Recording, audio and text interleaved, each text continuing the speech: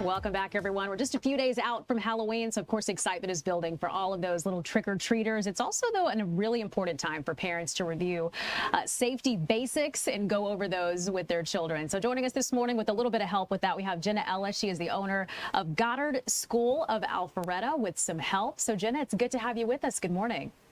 Good morning, Alyse. Thank you so much for having me. Honored to be here. Of course, you know, Halloween is supposed to be all about fun, but we have to make sure that it's also a safe time for our families as well. So let's start with this. I love the big picture thing. You say it's important to teach kids knowledge, not fear. Absolutely. Empowering rather than scaring. So our goal is to give children, no matter their age, the ability to truly communicate that strangers are not bad. We are focusing on recognizing unsafe and concerning behavior. So role playing with your children, encouraging them to feel confident saying no, creating additional boundaries. For example, if someone asks you to come inside for more candy, knowing that that's okay, we have plenty of candy. We don't go into someone else's home, always waiting for mommy and daddy. And even with those older children, right, we want to make sure that they're not posting live videos of their location through the internet or apps. It's really important to just make sure that their safety is a priority, but that we're empowering them first and foremost to feel confident in their decision making. Of course, Jenna, something else that you suggest is talking about concerning behavior instead of labeling strangers as bad, because I feel like that is our go-to, right? Is to maybe jump to that instead of concerning behavior. So let's talk about that. Yeah, why concerning behavior over, you know, strangers are bad?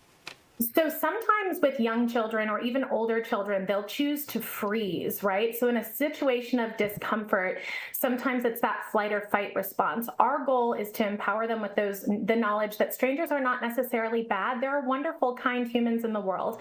However, setting boundaries and building confidence in what's appropriate behaviors for adults to be asking. Also, that it's okay that as a little voice, you're allowed to say no.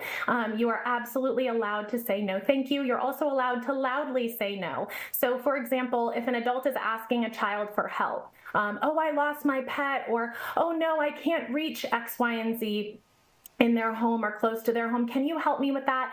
Knowing that children are naturally going to want to be helpful. So our goal is instead to say, you know, that's not a safe choice because mommy and daddy need to be seeing your body at all times. We need to be watching your body and keeping you safe. Instead say, oh, let me ask my mom to help. And we're happy to help a friend in need, but don't leave with someone you don't know. We want to keep you safe. If anyone is encouraging your child to potentially keep a secret, that's another thing we talk about in my household. I have a 10 and a 7-year-old now, but they grew up with me through Goddard. And we talk a lot about the importance of surprises versus secrets. A surprise is keeping a birthday present a surprise at a birthday, but keeping a secret is really something different. So if someone's asking you to keep a secret, you do not want to do that. Any secrets should always be told to mommy and daddy to make sure that you're staying safe. Also, if anyone's making a child feel uncomfortable, using these words, if you feel uncomfortable and you don't know what to do, that's okay. You come find mommy and daddy and we will help you, or the trusted adult that's taking you trick-or-treating. We always want you to come find us and ask us. So we don't want children to freeze and be in fear. We want them to be empowered and confident. That is the main goal anytime they're out and about, whether it's Halloween or even at Disney World. That's the goal. You know what, you've got a great idea for us, because if you're just giving all of these reminders to a child, it can be a little bit overwhelming, because it can be overwhelming for an adult to get all of this. So role playing is something that you recommend, something that parents can use to help make it fun and not frightening. So what role can that play in this? Absolutely. Role-playing is a huge part of early childhood development, and at Goddard, we really focus on making sure that the start of their educational journey is whole child education. So we're focusing here on building academic growth, but even more importantly, building trusting, loving, and safe relationships with adults. And that includes role-playing. Playing alongside your children is key in their continued development in early childhood education. Playing in their kitchen and teaching them how to interact at a restaurant or how to communicate with a server. Same thing goes for strangers, right? So if someone comes over to you and says, oh, I have puppies in my car. Would you like to come meet my puppies? I want to go meet their puppy as an adult, right? But we want to make sure that we're setting that boundary of safety and practicing saying no. Saying no can be really difficult for children, especially if the goal is, oh, well, we should be respectful of our adults and of our elders. While that is true, you also should be able to say no and build confidence in those responses.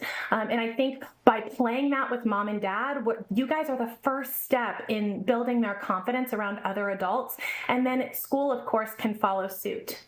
So heaven forbid it happens that your child gets separated from you, whether you're maybe in a big crowd or maybe it happens while trick-or-treating. What should kids do? The first thing we typically recommend for kids to do is to look for their trusted adult or stay where they are on the sidewalk. So don't go running anywhere else. Your trusted adult is going to come back to where you were. We also talk about practicing the route. So something that I do with my children is we actually do a drive through our neighborhood to showcase where we're going to go. There may be some streets you aren't going to go on. You could also practice the routine back to home. That is something I do with my children as well. How do you get home from this stop sign? If you're here and you don't know where you are, when you see this stop sign, you know where to go. So looking around you for your trusted adult, don't run right away. Calm down, take a breath, count to 10, look at your surroundings, and then if you know how to get home from there, go home, we will meet you there. We actually use our Ring camera too as a communication device for our children. So we talk about the importance of going up to that doorbell, pressing that doorbell, and that rings mommy and daddy's phone right away. So that's going to help keep you safe and let us know where you are. And if you're not sure where you are, that's okay. You can simply stay where you are on the street. Do not follow anyone into their homes and say, can you help me? Also, of course, if your children are old enough, they should know your phone number. That is so important. We start practicing that in our school, in our 3-year-old classroom, in our preschool classroom, practicing mom or dad's phone numbers so that the children are able to feel confident in saying, can you please call my mommy? Her number is X, Y, and Z, even in situations of stress. So just little tips here to keep them safe, but definitely encouraging them to stay outside and to not run is the goal. We do not want them running and hiding, and we do not want them going into someone's house whom they don't know. Very nice. Okay, let me ask you this before I let you go, Jenna. You are the Goddard School in Alpharetta, right? Tell me where you're located. That's right. So I own the Goddard School in Alpharetta on Windward Parkway. I have been the owner and operator here for 11 years. My background is actually in education. I was a teacher first, moved into a director position, and decided to purchase my school over time. Very, very honored to be a part of this amazing community and to create a school that's focused on teachers.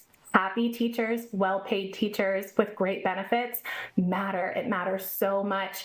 That creates happiness and love in your classroom. So if you take care of the people who are in your space and in your classroom, you show up for them, then they take even better care of our little humans. So we run our school a little bit differently, but are very, very proud of all that we've accomplished over the last 11 years.